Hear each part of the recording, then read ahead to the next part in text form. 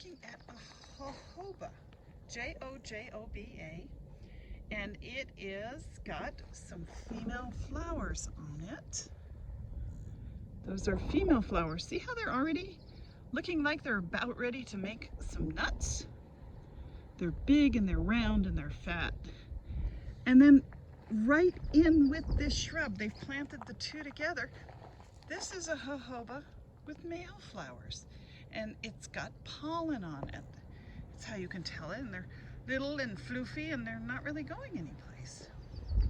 So the difference between a male jojoba and a female, and they've been planted right next to each other in this landscape.